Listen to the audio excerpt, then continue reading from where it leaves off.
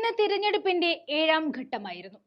Indian തെരഞ്ഞെടുപ്പിന്റെ ചരിത്രത്തിൽ ആദ്യമായിട്ടാണ് ഇത്രയും നീണ്ട കാലയളവിൽ ഒരു തെരഞ്ഞെടുപ്പ് നടക്കുന്നത്.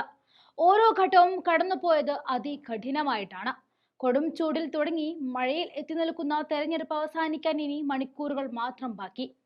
ഇപ്പോൾ വരുന്ന ഒരു റിപ്പോർട്ട് അനുസരിച്ച് ലോക്സഭാ തെരഞ്ഞെടുപ്പ് 7 ഘട്ടങ്ങളിലായി നടത്തുവാനുള്ള തെരഞ്ഞെടുപ്പ് കമ്മീഷന്റെ തീരുമാനം പ്രതിപക്ഷത്തിന് അനുകൂലവും ഭരണപക്ഷമായ BJPക്ക് പ്രതികൂലമായി എന്നാണ്. ആദ്യഘട്ടങ്ങളിൽ BJP തങ്ങളുടെ വോട്ട് വിഹിതം നിലനിർത്തിയിരുന്നെങ്കിലും തുടർന്നുള്ള ഘട്ടങ്ങളിൽ NDA സഖ്യകക്ഷികൾ പിന്തള്ളപ്പെട്ടുവെന്ന് റിപ്പോർട്ട് പറയുന്നു. 77 ദിവസങ്ങൾക്കിടയിൽ 7 ഘട്ടങ്ങളിലായി വോട്ടെടുപ്പ് നടത്തുവാനുള്ള തീരുമാനം തങ്ങൾക്ക് അനുകൂലമാണെന്ന് BJP വിശ്വസിച്ചിരിക്കെയാണ് റിപ്പോർട്ടിനെ സ്വാധീനികരിക്കുന്ന വിവരങ്ങൾ പുറത്തുവരുന്നത്.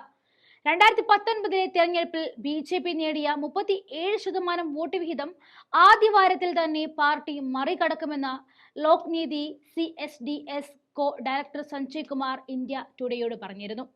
എന്നാൽ ആദ്യഘട്ടത്തിന് ശേഷം BJPയുടെ വോട്ട് വിഹിതത്തിൽ 5 മുതൽ 6% വരെ വ്യത്യാസമുണ്ടായെന്ന് റിപ്പോർട്ടിൽ പറയുന്നു.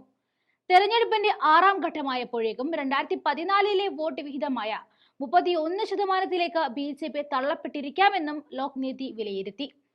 NDA 400 സീറ്റും BJP 370 അധികം സീറ്റുകളും നേടുമെന്ന പാർട്ടിയുടെ പ്രചാരണം വോട്ടർമാരുടെ ഉള്ളിൽ ഭയം വളർത്തിയെന്നും സഞ്ജയ് കുമാർ ചൂണ്ടിക്കാട്ടി. ഭൂരിപക്ഷം നേടിയാൽ മോദിക്ക് അനായാസമായി ഭരണഘടനയെ അട്ടിമറിക്കാൻ കഴിയുമെന്ന ചിന്ത വോട്ടർമാരിൽ ഉണ്ടായെന്നും സഞ്ജയ് കുമാർ പറഞ്ഞിരുന്നു. ഇക്കാര്യങ്ങൾ BJPക്ക് പ്രതികൂലമായി എന്നും അദ്ദേഹം കൂട്ടിച്ചേർത്തുകൊണ്ടാണ് ഈ റിപ്പോർട്ട് ഇപ്പോൾ പുറത്തുവിട്ടിരിക്കുന്നത്. BJP 400 സീറ്റിൽ ഭരണം ഉറപ്പിച്ചാൽ നേരിടേണ്ടി വരുന്ന വെല്ലുവിളികൾ ചൂണ്ടിക്കാട്ടിക്കൊണ്ടുള്ള കോൺഗ്രസിന്റെയും ഇന്ത്യ സഖ്യത്തിന്റെയും പ്രചാരണം ഗ്രാമങ്ങളിലും ഉൾപ്രദേശങ്ങളിലുമുള്ള വോട്ടർമാരെ വലിയ രീതിയിൽ സ്വാധീനിക്കുകയുണ്ടായി.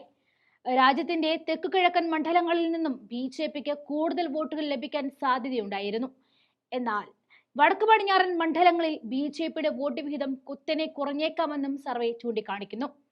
ദി ഹിന്ദു അടക്കമുള്ള മാധ്യമ സ്ഥാപനങ്ങൾക്ക് വേണ്ടിയായിരുന്നു ലോക്നീതി പോസ്റ്റ് പോൾ സർവേ നടത്തിയത്. എക്സിറ്റ് പോൾ ഫലങ്ങളെക്കാൾ വിശ്വസനീയമായിരുന്നു പോസ്റ്റ് പോൾ സർവേ എന്നാണ് നിരീക്ഷകരുടെ വിലയിരുത്തൽ.